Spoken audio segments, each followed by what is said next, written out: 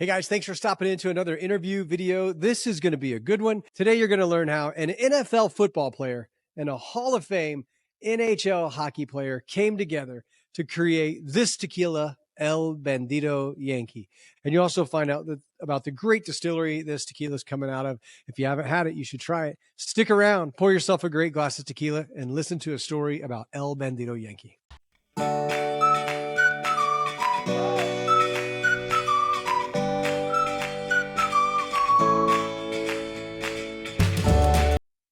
Hey guys, thanks for sticking around tonight. I have a great interview coming at you. Today, I'm sitting with James, who's with El Bandido Yankee Tequila, and I'm really fired up to hear this story. So tell everybody who you are, James. Well, I am the son of the founder of El Bandido Yankee, Jim Bob Morris, and I was sort of brought into this business 2 years ago, not really to my preference of what I wanted to do, just kind of, hey, this is what you're doing now. And so, um, I've been in the business for about 2.5, 3 years, and it's been a heck of a journey. Learned a lot, and I'm grateful because realized how cool of a thing that agave is, and there's just so much complexity to just everything tequila and agave, and so it's been cool. That's awesome. Well, welcome to tequila. That's fantastic. What'd you do before Dad said you're working in the tequila business? I was working for a very rather not cool ish, not as cool as tequila. I was working in insurance. Gotcha. Yeah, Little there's bit not of a lot of money. things. There's not a lot of things as cool as tequila. I mean, to work in. I mean, being a No. rock star and drinking tequila is probably. I guess having a dad that is an NFL football player, that's probably pretty cool too. Yes, although growing up in Illinois, I was always the lone wolf because everyone was a Bears fan and I was the lone Packers fan. So, but hey, we won. We'd usually beat them, so I'd get the last laugh. The Packers usually beat the Bears more than the Bears beat the Packers. So Yeah, that's awesome. yeah. I grew up in a pretty good era. Yeah, yes, you did. All right, so tell me the story of how your dad, a pro football player, and his partner Chris, Hall of Fame NHL hockey player, come together, and then how and why tequila? How did like that whole story happen? Yeah, so from what I have been told, and this is probably a fabricated story, but this is what they say. So they were drinking at a hotel bar in Chicago, December 19th, 2021, and first off, they had to be very drunk because I don't know who in their right minds decides to get into the tequila business with no experience. But they were drinking one of the competitors of a tequila brand that you and I probably don't like. And Chelios had helped start that brand with a couple friends of his in Malibu. And they were sipping it and they could taste, well, at least my dad said he could taste some of the glycerin and the abocantes, and they're like, oh, well, if you can taste that, then why don't you just start your own tequila? And so he's like, yeah, let's do it. Chris was like, well, they asked, what's a good name, you think? And they were talking about, well, Chris came up with the word El Bandido Yankee, and that's from the movie Butch Cassidy and the Sundance Kid. If you remember when, Paul Newman and Robert Redford are down in Peru and they're robbing the banks, and the Peruvian police officers are chasing after them, like, get those El Bandido Yankees. And so I guess my dad, when he was coming home the next day on the TV, what was playing was Butch Cassidy and the Sundance Kid. And so that was a moment of serendipity where he's like, well, maybe I should start this. And so after that, the idea was conceived, and we got in touch with Jeff Ernst, who's Package Solutions, G4, El Ateo. And so he kind of helped us get going, and he's great friends with Juan Eduardo down at Viejito. And so, Jeff's been very helpful with us, and yeah, we've kind of just been rolling ever since that day they got really drunk off additive tequila. Well, I always say nothing fun ever comes with the person saying, "Wow, I'm glad I had that salad." Yeah, Right? exactly. No fun story starts with celery. Exactly. Exactly. So I was going to ask you the story behind the names. That's because I wondered how in the world did they come up with this? And I love the so smooth it's criminal, and the logo is awesome as well. And I know that you're doing some work in Nashville, Tennessee, with a good friend of mine, the Tequila Cop, and it goes so cool with him being the Tequila Cop, and you guys are the El Bandido Yankees. I think it's awesome. So Yeah, that's he's an very cool. awesome guy. He is. He's fantastic. He's done a few events with us down at like Frugal McDougal's in Nashville, and he's a cool dude. I saw he was on earlier. Yeah. He's a cool dude. So, That'd be what about the label? How did you guys come up with this whole design? Did they do it themselves, or did they hire like a company that kind of brought them ideas?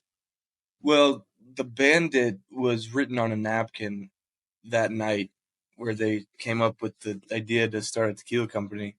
They wrote on a napkin something very similar to that Bandit, and the rest is mostly a design team. Gotcha. But yeah, it's a cartoon little drawing that was from a napkin. It's awesome, and you think of how many business stories there is where I sold my business because a guy wrote a dollar amount on a napkin, and Yeah, I took the deal. And those stories are usually the ones that breed some of the greatest businesses and greatest business stories. So that's pretty cool. I mean, I like the way you have the packaging all the way around. It's got great information. It's got a great look to it. It stands out on a shelf too. That's kind of what makes it cool. You don't have to be a celebrity tequila. You just have to have a celebrity in the bottle so people will drink it and enjoy it. right. And you guys kind of have both. Really, it's pretty awesome. Yeah. How did you find NOM 1107, and how did they make that relationship with Eduardo to get started there? So when we talked with Jeff Ernst, he was good friends with Juan Eduardo, and we were kind of describing what we were looking for. You know, they didn't want something, obviously, they wanted something additive free, but also not something that was going to scare away the typical American consumer. Like not everyone can sip additive free tequila and not feel some of that, the burn in the throat. And so we wanted to go with a place that had the capability to oxygenate the Blanco at least. So it was more of a smooth mouthfeel and, you know, good price point. And so El Viejito was kind of the best option at that time. Now, that's El Viejito is really the first distillery that I learned to drink really good tequila Yeah. from back in the early 2000s, where they had a blue bottle that came out of Yeah. there, and it was a really good tequila back in the day. Yeah. And it's really one of the first distilleries and first master distillers I ever learned about 20 plus years ago. I kind of lean towards things that come out of NOM 1107 just because I know the traditional. And this is a very approachable Blanco. Right. It's not hiding any of the agave flavors and any of what tequila is really all about. You get a great earthiness, you get a little bit of vegetal, you get a great cooked agave. You have a really nice, to me, it's a fairly long finish with a little pepper in it, a great sweetness, but it's approachable. It's something that I could hand one of my, bourbon drinkers that talk about, "Oh, I can't drink tequila," and they could drink this and really like it, so that's awesome. Yeah, absolutely. Also, Viejito's history was super appealing, being the first distillery in Otiltanilco and, just being a generational distillery with Carina Rojo being the master distiller. We find that important, being one of the only tequila brands that can claim to have tequila made by a female master distiller is a pretty cool story. And yeah, I agree with you. I mean, it's not going to overpower you. It is a great. I've heard it from several people that the Blanco is a great introductory tequila if someone's looking to start in additive-free tequila. It's not going to scare you away at first. Yeah, but even as a seasoned drink, I mean, Right. I haven't had it very long. And if you look, that's been a pretty common drinker for me. I really enjoy it. It's approachable. And there's a few female master distillers out there that I believe really have a different taste and know how to bring a little bit more approachable tequila with still an outstanding agave flavor and a tequila flavor. So that's something that's it's well received by a lot of people. I think that's awesome. Yeah, well, So tell me, oh, go ahead.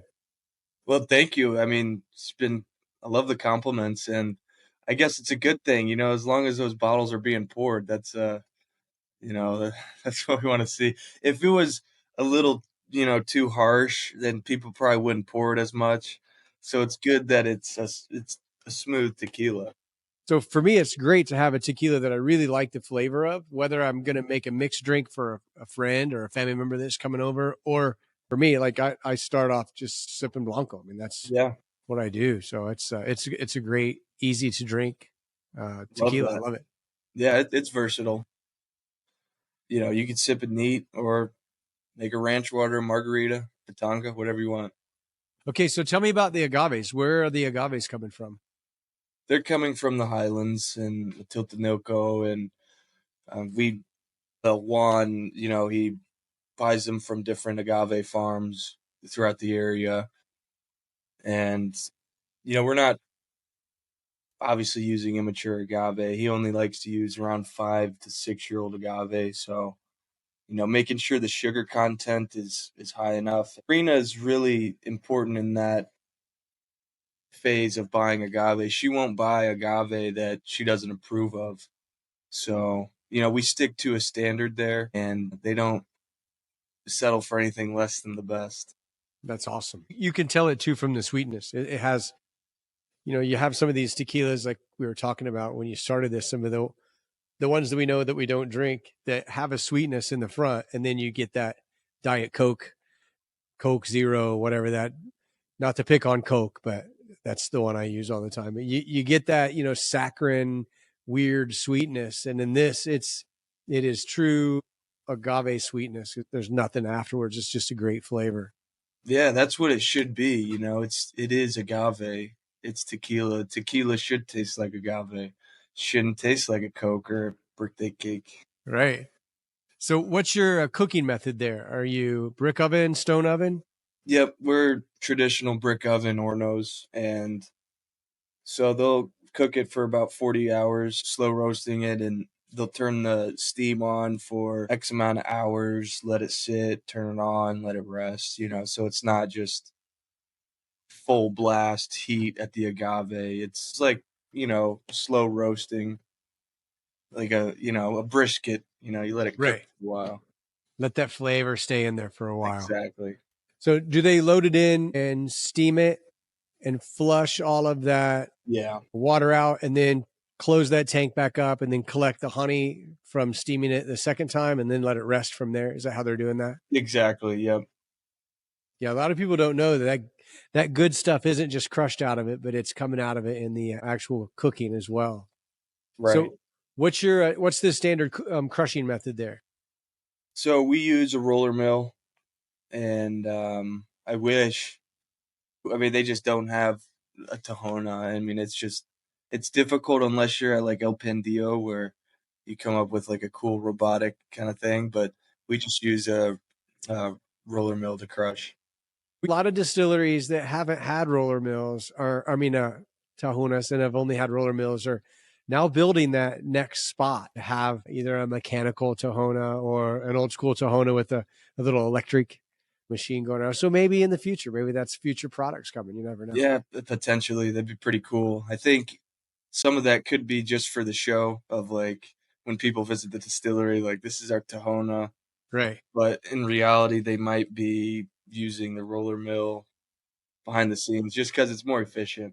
I know there's a lot of blending where they'll Yeah, have so much roller mill, just regular fermentation, then so much that's a Tahona with like the Bagasse and the fermentation as well, and then blending those two together. It is so inefficient.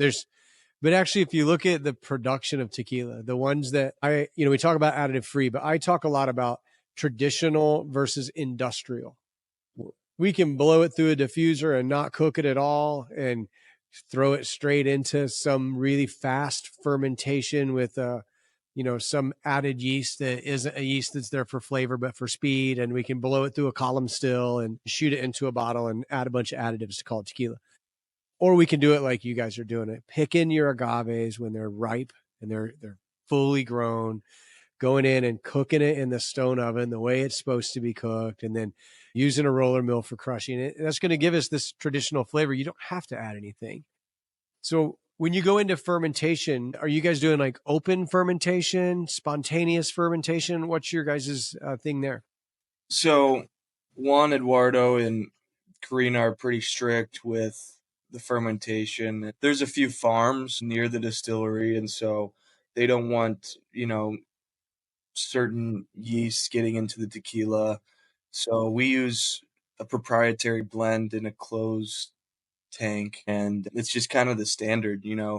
We don't want there to be, or at least they don't want there to be much variation in a Blanco or Reposado, but they don't want one batch to taste completely different. And so they've for about 60 years, 70 for long, it's been the same way, traditional.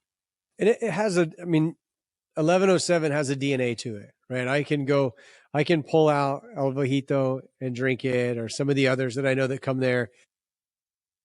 Each one has a little different profile because of the way you guys are making your profile, but there's a DNA of the distillery that you really pick up on. And I didn't know that the fermentation was done that way. I honestly figured it was probably the water that was giving it a distinct taste, because sometimes if the water has everybody's water tastes different too. Right. And speaking of that, is your guys' deep well water? Is that where your guys' water comes from? Yeah, it is deep well water. Yeah, that's what I thought. So that's where I always thought the DNA of it came from, was just the water. So that's interesting. I mean, the standard is the standard there. And, being one of the first tequilas in Otiltanoco, they wanted to maintain that. They were producing for Patron back in the day in the city of Otiltanoco.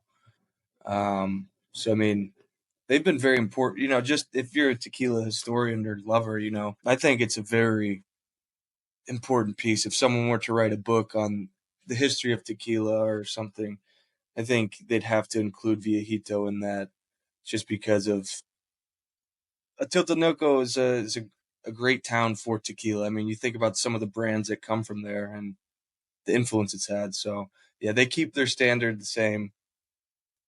The stills, are they copper pots or stainless steel pots? They're copper. So have you been there when they're actually producing your product? Yeah, I have. So have you got to stand at the edge of the still and taste it right off of the still? Yeah. That's my favorite tequila. Like, that is so good when you're taking it right out, however hot it is. It's so good. I love tequila that way. Yeah, I think, that might be, well, we do have a high proof coming. Probably not everyone listening knows that, but the high proof is on the way. We're kind of late to that party. It seems like everyone dropped the high proof in 2024, but hey, save the best for last. That's right. I say the year of the high proof was 2024, but I already know of 3 that are coming out in 2025. So possibly the best high proof isn't even out yet. That's what I'm thinking.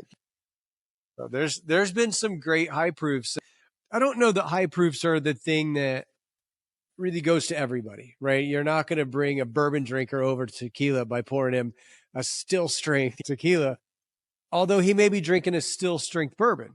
There's such a difference in the way the barrel reacts to something you would never drink before it went into the barrel versus how the agave tastes, without any barrel influence at all. And that's, to me, bourbon is made by the barrel and tequila is made by the agave and influenced by a barrel. That the high proofs, I think, are really us aficionados, and a lot of great bartenders and mixologists love high proofs because it can blast that agave flavor into a nice cocktail. It is great for that. And that was well put. I like that. The barrel makes bourbon, but the agave makes tequila. Yeah. You can't have a great Añejo and a crappy Blanco. You end up with an over oaked, bourbon tasting product that doesn't resemble tequila. And that's, and your guys it is very balanced. So when this is coming out, still strength, you're probably coming out in that 50 range, 52 range. So the high proof will be out in hopefully March. We're going to try to keep it on the shelf under $50. Okay, that's awesome. Yeah, we don't want to, break people's pockets. I think it'd be competitive to have a high proof under 50. You don't see a lot of them. And then you brought up off the still. I would love to do a still strength as well. Bring the agave boom to the people. The agave boom. That's exactly right. Yeah, but the high proof will be, we're calling it Plata 47.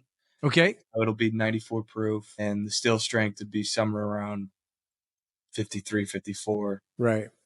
So then are you proofing this down just with well water, or are you using like a demineralized water? We're gonna use the well water. Well water. Okay.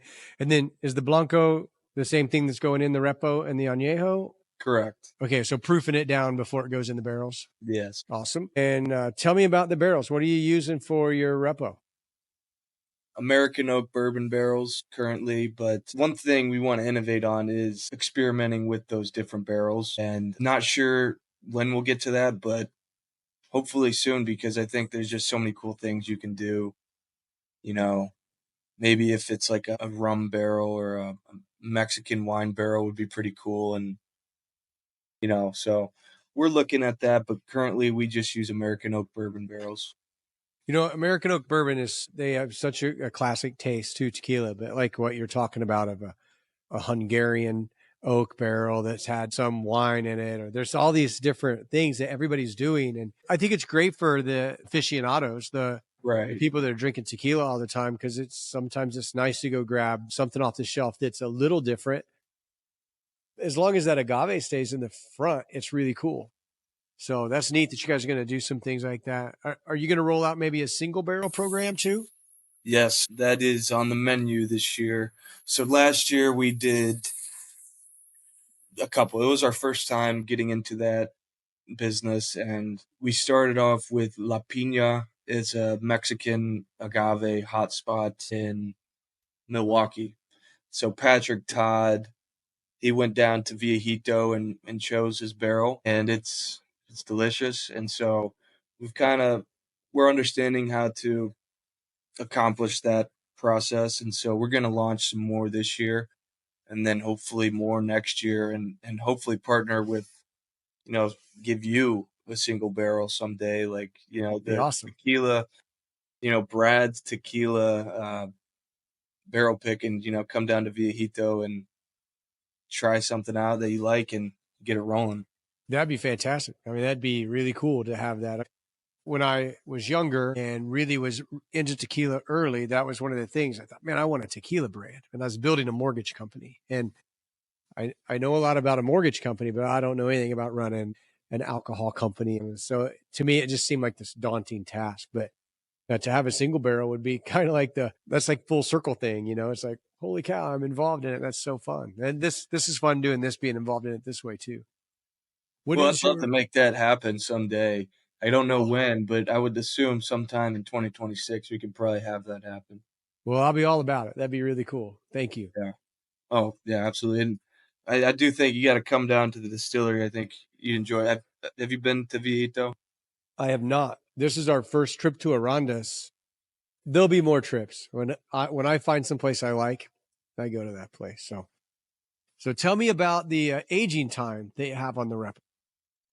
So the repo, they get mad when you say 4 months. So we at the distillery, Karina says 4 lunar cycles. Okay, that's awesome. Says how the moon interacts with the liquid inside Yeah. the barrel. So we do 4 lunar cycles for the Reposado. I wish there was a cool story about how we could sort of integrate the moon into our tequila, but we haven't really. The Repo's 4, and the Añejo's 12 lunar cycles. Yeah. I love the color. Like, one of the things I like about a repo is, like we've talked about, you have that Blanco taste and flavor of the agave, and you have a little bit of barrel influence. And in this repo, to me, it has just enough that it smooths it out. I hate using the word smooth, but it's such an easy word to explain it. It rounds out the Blanco to make it a little bit more approachable. It hands off a little bit of vanilla and a little bit of oakiness to it. And I drink it, a lot of it neat, but I've used it in a Paloma multiple times because it has a bold agave flavor, but It has a little bit different sweetness, and you did a great job with the Repo. It's really good.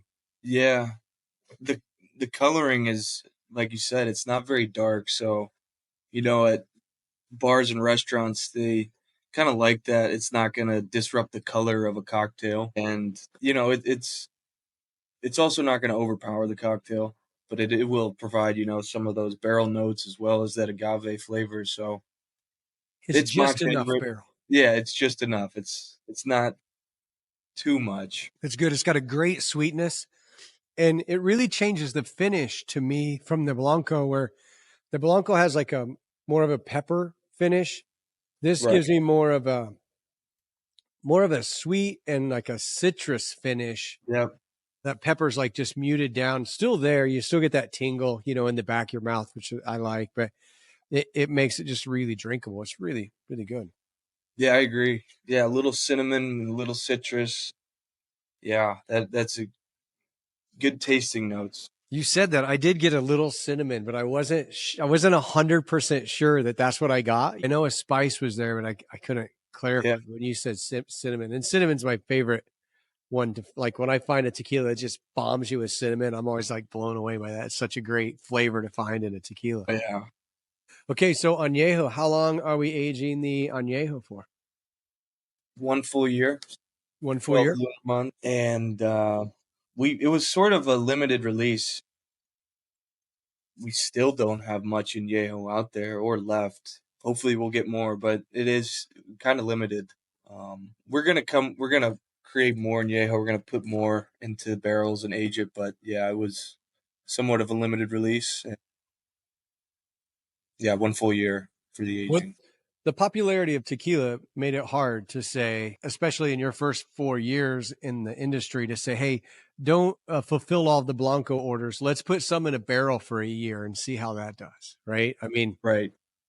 okay. So we talked about Añejo. We talked about your high proof coming out. What about an XA? Have you guys thought about having an extra Añejo in the future? So we haven't really put any juice in barrels yet for an XA. It's a thought. It's not like the forefront of our issues or concerns right now. Hopefully in the future we could come out with something pretty cool. And Don Julio has the 1942 or something. We could do the El Bandido 1937, some cooler special for it. But really, we haven't put any juice in barrels for it. I'm sure down at Viejito they have some barrels juice aging right now, but we haven't specifically told them to set aside for an XA. Gotcha. Just because I mean, you got to wait a while. That's a long Wait, investment. yeah. It's a long time. And a bit of an angel share loss too, in Yeah, that time frame of waiting. So a lot of people don't realize that you barrel the Blanco and you barrel the Repo and you bottle the Blanco and you barrel these two and you don't get as much as you get here. right. Yeah, And and some people ask me, why is a high proof more? They're doing less. They're just taking it right out of the still, and they don't understand the part of proofing it down. Adding the amount of water it takes to bring it down to 80 proof gives you more tequila, so you're making less product, on that high proof or still strength. So I explain that to a lot of people, and they're like, "Oh, that makes sense." And most people don't think about how it gets to 80 proof, or it's not, it just is, so they don't understand that. So that's a pretty neat process. yeah. I mean, yeah, the tequila costs money. Yeah. And people don't realize, I say this, and this has been in a million videos. My people that watch these probably go, oh, here he goes again. But I say this is sipping 8 years of sunshine. Yeah, that is valid. If you look at a bourbon, you look at a rum, you look at beer, all of those products to me are just industrial products, because you can go, even wine, you can go grow those grapes every year. Every year you get to start over and do it again. Wine maybe has more of a terroir than the rest, but people don't understand that this is agricultural. This is 6 years, 7 years in the ground. It's going to taste a little bit different wherever those agaves came from. And like we talked about fermentation, you're going to get a little bit different flavor based on the time of year that you ferment. Sometimes it takes longer and cooler temperatures. The agave is going to be different that you use each time. There really is a long-term agricultural product here that most people have no idea. No idea, and I'm glad you brought up that point because agave is the only plant that can be transformed into spirit that can't be harvested mechanically. Right. I mean, you have to have a koa and a skilled humidor to harvest that, and it's just such a beautiful process. How they probably won't ever come up with something to harvest agave with a combine like machine unless the Diageos of the world put enough money towards it. Yeah, to think of how to bring it out of the ground, how to shave that pina down. And like, if, most people haven't seen that process to watch a guy with a koa cut that pina. Some will shave them all the way. Like, there's so many different ways, and it affects the taste of the tequila and just getting them out of the ground. I mean, and some of them will be 6 feet tall and 6 feet around. Yeah. That's what gets me. These guys are walking in between these fields, and I know they know how to do it. Yeah. When I first seen that and I seen animals grazing in there, I was like, I don't know that I could walk through there without getting cut up. Yeah, no, they put a little tequila in the troughs. They have to let them be able to wiggle through there with no problem. That's awesome. Yeah. Yeah, no, the agave is just such a resilient plant. I mean, there's just so many amazing things that you could spend a whole podcast series just talking about agave, from the reproduction to, how it was worshipped as like a god back then, to, all the uses for it. I mean, it's just such a cool plant. Yeah, there's so many awesome stories. Yeah.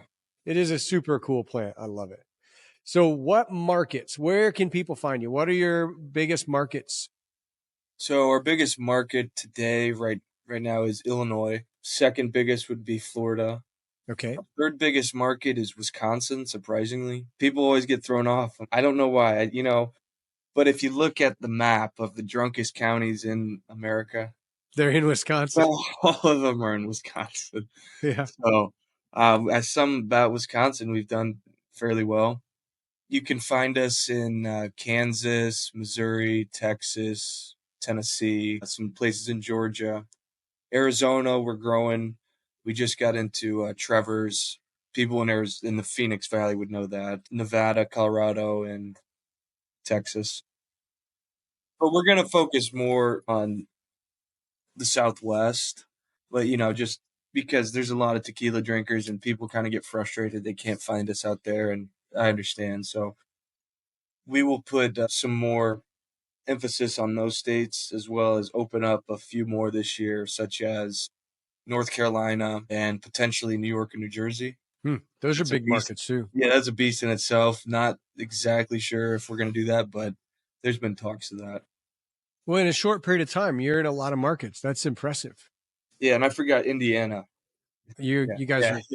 Wait, so I was at a liquor store it's probably been a year and a half ago. And I'm, perusing through what tequilas they have there. And this was on the shelf and I hadn't seen it before. So out comes Tequila Matchmaker, right? It's like 11. Okay. Yeah. And they had a Blanco and a Repo. So I was like, and the guy's like, are those good? And I said, I think they're going to be, because it was the first time I bought them and the guy at the store didn't know. So the next time I came back, I was picking up something else and another Blanco, and he goes, "Must have been good." And I was like, "Yeah, it's delicious." So then I told him a little bit what I knew about the brand, and it's good to have a good tequila. We're kind of a tequila desert, really. Indiana doesn't have a lot of great tequilas. It's getting better, so I was fired up to be able to find you guys. Here, got you. The first place I got you was at the Big Red Liquors, which is from Bloomington, Indiana, and they're all over Indiana today. So, yeah, I was excited. Yeah, no, I mean, we kind of see some similarities between the Illinois, Wisconsin, Missouri market with Indiana. So, we're going to play ball where we think we can win. And I think Indiana is one of those in the right spots that we could, move some tequila. Yeah, and you're right. I mean, when people think tequila, they're not thinking Indiana. And when they're thinking Indiana, they're not thinking tequila. So here's a question I love asking people. If you could sit down with anybody and share your tequila in a conversation with, who would you want to sit down and have a glass of tequila, your tequila, and talk to them? Anybody? Anybody, live, dead, famous, not famous, absolutely anybody. Shoot. I would have to say probably Mark Twain. Ooh, that's awesome. Yeah, I think he would just have some really cool stories, and whether they're real or not, I could just sit there and listen, drink tequila, but I feel like he'd be a good person to share a glass with. That's all. You're an old soul, aren't you? I just loved reading his books in high school, and then I started reading the Ulysses S. Grant autobiography, which I think he helped write, and he was just such a cool figure in American history, it seemed like. Oh, he's an amazing figure. Yeah. What Well, about you?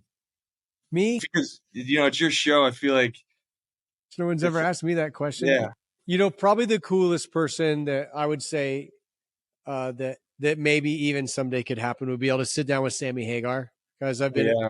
I've been going to Sammy's birthday party in Cabo for 20 years. He brought me to tequila, and taught me tequila from a distance, right? Because I didn't know him. But to sit down and have a glass of tequila with him and talk, I think would be that'd be super, super cool. Yeah. Yeah. Well, tell me all the places people can find you. What's your guys' website? Yep. You can find us. You can order directly to at elbandidoyankee.com. And you know what? I'm going to make them put a code in there we'll give a little coupon code for this podcast. So I'll just make it Brad, Okay. all capital letters, Brad. We'll give you a discount, and you can buy our tequila online. And then you could also find us on the website. If you type in your location, there will be some off-premise and on-premise spots that you can find our tequila. And then also some of the classic tequila websites like Keg and Bottle's a really good one that I like. Old Town Tequila. Some of those websites, if you just search us, they'll ship it to your door. Well, awesome. And thanks for doing that. That's fantastic. We'll get to see how many people watch all the way till the end and then go buy some tequila. That's really cool. Yeah, And the little treat. And I'm going to do a solid from the other side. I'm going to meet with my buddy Ruben, who's the general manager of Tony's Steakhouse, Wow. and make sure that we have El Bandido Yankee, since we know it's available in our area. Make sure that he has that on the bar there at the bar downtown. And when you're here for the Combine, hopefully we got that tequila on the bar. So I appreciate it very much. That's very nice of you, Brad. I appreciate that. I'll follow up with one of our Indianapolis people. I know you got a lot of social media. You guys do a lot of really good social media. So is it El Bandido Yankee on each platform? Yep, on each platform: Twitter, Instagram, TikTok, Facebook. We have 2 TikToks because I wanted to create a TikTok. I do the fan page, and I wanted to create funny videos just because why not? It's TikTok. It's not as professional. You don't have to be. And so I just wanted to. So we have a fan page on TikTok. Okay, I'll find that. I think I follow both of them. Yeah, I've contacted you through. Yeah, one of the things I know is we're supposed to be fun, right? Tequila's fun. Tequila's about having a good time, but you're serious about your tequila. So that's the thing that people know is you got a great brand and you're serious about the product that you make. But man, it's about having a great time and having fun. Yeah, I 100% agree. The tequila is great. The agave is sacred, but it's also meant to be enjoyed. Absolutely. You're on this rock that you're blessed enough to have a plant that produces great juice.